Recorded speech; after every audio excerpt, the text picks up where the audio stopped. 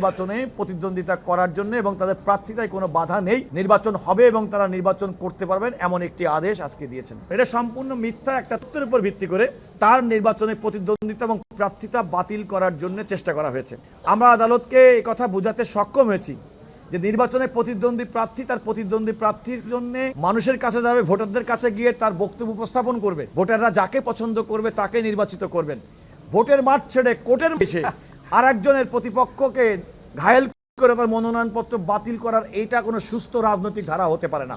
আরেকটি কথা আমরা বলেছি, বিগত সময় এই বাংলাদেশে এমন নির্বাচন হয়েছে যে প্রতিদ্বন্দ্বিতার আগেই 154 জন সংসদ সদস্য নির্বাচিত হয়েছেন। আমরা এই ধরনের কোনো নির্বাচন চাই না। আমরা বাংলাদেশে নির্বাচন চাই প্রতিদ্বন্দ্বিতাপূর্ণ, রাজনৈতিক দল স্বতন্ত্র প্রার্থী তার স্ব এজেন্ডা তারা মানুষের সামনে তুলে ধরবেন, জনগণ যাকে পছন্দ করবেন তাকেই তারা নির্বাচিত করবেন।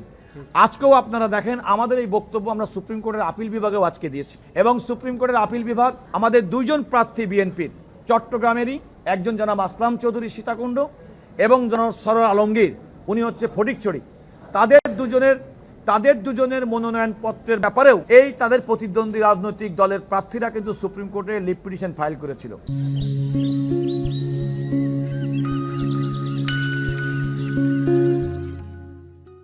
আজকে আপনারা জানেন যে আদালত তাদেরকেও নির্বাচনে প্রতিদ্বন্দ্বিতা করার জন্য এবং তাদের প্রার্থিতায় কোনো বাধা নেই, নির্বাচন হবে এবং তারা নির্বাচন করতে পারবেন এমন একটি আদেশ আজকে দিয়েছেন। একইভাবে জনাব নাহিদ ইসলাম এনসিপির প্রধান, তিনি যে আজকে রিট পিটিশনটি দায়ের করেছেন, আপনারা জানেন যে আমাদের শেরপুর 2-এ বিএনপির যে প্রার্থী জনাব ফাহিম চৌধুরী, যিনি নাগরিকত্ব ত্যাগ করে নির্বাচনে প্রার্থী হয়েছেন, তার বৈধ মনোনয়নপত্র চ্যালেঞ্জ করে কিন্তু আজকে আপিল বিভাগে একটি মামলা তার প্রতিদ্বন্দ্বী রাজনৈতিক প্রতিদ্বন্দ্বী জামাত ইসলামের প্রার্থী করেছেন।